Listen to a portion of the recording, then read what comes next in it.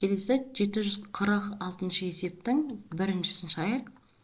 8-ден 5х минус 4-ден 1х минус 12-ден 1х қосылған 6-дан 1х. Ортақ бөлім 24 санынан береміз. Так, 3 рет болады. 24 болу үшін 6 рет болады, 2 рет болады, 4 рет болады.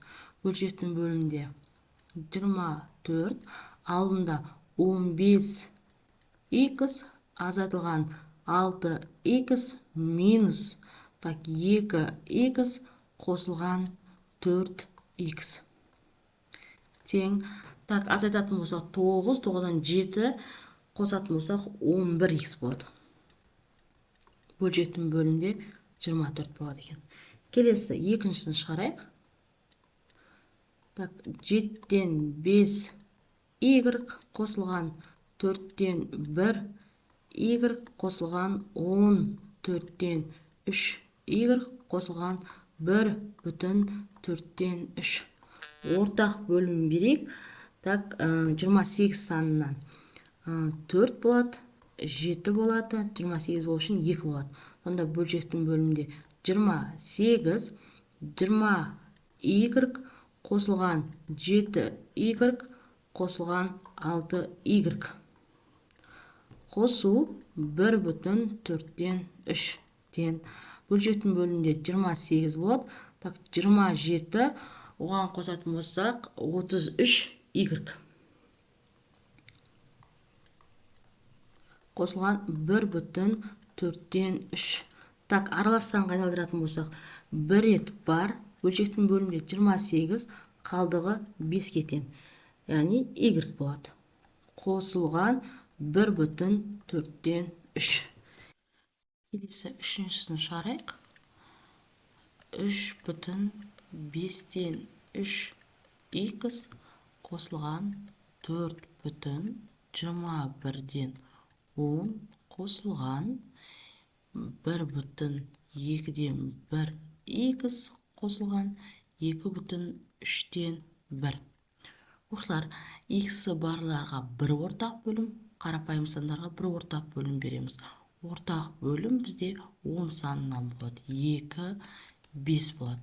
Ал 21-ге 3-ке 21-дің өзі болады, 7 болады. Енді 3 пен 1-дің қосындысы бізде 4-ке тең болады. Бөлшектің бөлімі 10-ға тең. Так, 6х қосылған 5х. Қосу, так, 6 болады. Бөлшектің бөлімінде 21, 10 қосылған 7 тең. 4/10 алымы 11х болады. Қосылған 6, бөлшектің бөлімі 21, 17 болады. Тең. 11 санның ішінде 10 бір рет бар, 10 бүтін бөлікке қосып жібереміз. Сонда х-тің өзі ғана қалады. Ал 6/21-ден 17-нің өзін жазады екенбіз. Келесі төртіншісі 5/3-ден 2y қосылған 8/5-ден 3y қосылған 3/4-ден 3 қосылған 16/8-ден 5 тен. Ортақ бөлім береміз. 15 санынан 5 болады, 3 болады. Ортақ бөлім береміз. 8 санынан 2 болады. Бүтін бөліктерін қосатын болсақ 13-ке тең болады. Бөлшектің бөлімі 15, алымы 5y қосылған, жоқ 10y қосылған 9y. Қосу, так, бүтін бөліктері 19-ға тең болады. Бөлшектің бөлімі 8, 6 қосылған 5 тең. 13 бөлшектің алымында 19 бөлінген 15y қосылған 19 бөлшектің бөлімінде 9 қосатын болсақ 11 тең 19 сан ішінде 15 бір рет бар, оны бүтін бөлікке қосып жібереміз. Бөлшектің бөлімінде 15 4 y қосылған 8 сан ішінде бір рет бар, оны бүтін бөлікке қосып жібереміз. Бөлшектің бөлімінде қалады 3. Сонымен есебіміз аяқталады. Келесі 747 есептің біріншісін шығарамыз. 3а қосылған 2v азайтылған а. Тең жақшаның ішін ашылайық. 3а қосылған 6v болады. Минус а. Тең 3адан аны алып тастайтын болсақ, 2а қосылған 6v. Ортақ көбейткіш бізде 2, жақшаның сыртына шығарып жіберсек болады. А қосылған 3v. Енді а қосылған 3v-мыз 1,1-ге тең екен. Орнына апарып қояйық. Сонда 2 көбейтілген 1,1 нәтижесі 2,2-ге тең болады. Келесі екіншісін шығарайық. 2,4 3x қосылған 5y азайтылған 4y. Тең жақшаның ішін ашып алайық. 2,4-ті 3x-қа көбейтетін болсақ, 7,2x қосылған 2,4-ті 5-ке көбейтетін болсақ, 12y тең болады. Азайтылған 4y тең 7,2x қосылған азайтындысы 8y тең болады. Тең жақшаның сыртына 8 сан шығарып жіберейік. Жақшаның ішінде 0,9x қосылған y қалды.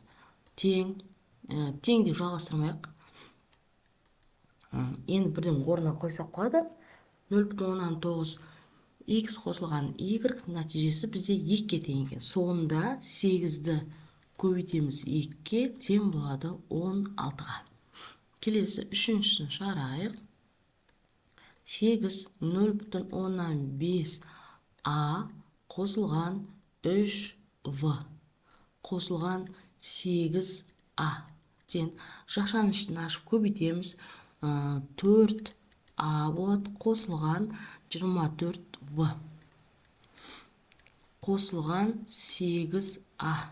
Тең қосатын болсақ 12аға тең қосылған 24v.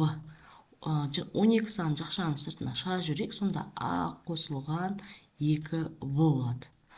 А қосылған 2v бізде 2,5-ге тең. Сонда 12 көбейтілген 2,5 тең болады. Нәтижесі 30-ға. Келесі төртіншісін шығарайық. 3 0,16m қосылған 5n азайтылған 3n. Тең жақшаның ішін ашайық. 1,18m қосылған 15n болады. Азайтылған 3n. Тең 1,18m қосылған 12n. Тең жақшаның сыртына 6 сан шығарып жіберсек болады. 0,13m қосылған 2n. Ал ол дегенім 4-ге тең, е? Сонда 6 көбейтілген 4 нәтижесі тең болады бізде 24-ге. Келесі 748 есебіміз. АВС фигурасының ауданын табыңыздар дейді. АВСД, яғни боялған бөліктің ауданын табу керекпіз. Бізде мына бір фигураға қарайық. Бұл бізде квадрат, е? Себебі мына бір қабырғасы мен мына бір қабырғасы бір-біріне параллель орналасқан және өлшем бірлігі бірдей екенін байқаймыз. Сонда мына бір қабырғасы да аға тең. Енді осы бір квадраттың ауданын табу алайық. Ол дегеніміз тең квадрат деп жазып қойын. Аның екінші дәрежесі, яғни аның квадратына тең болады. Енді бұл дегеніміз аның орнында 6-ға тең екен. 6-ның екінші дәрежесі онда 36-ға тең болады. Мына бір бөліктің ауданы 36-ға тең. Енді соның жартысы ғой боялған бөлік. Сонда 36-ны бөлеміз 2-ке тең болады екен, ол бізде 18-ге. Яғни мына бір бөліктің ауданы 18 сантиметрге тең.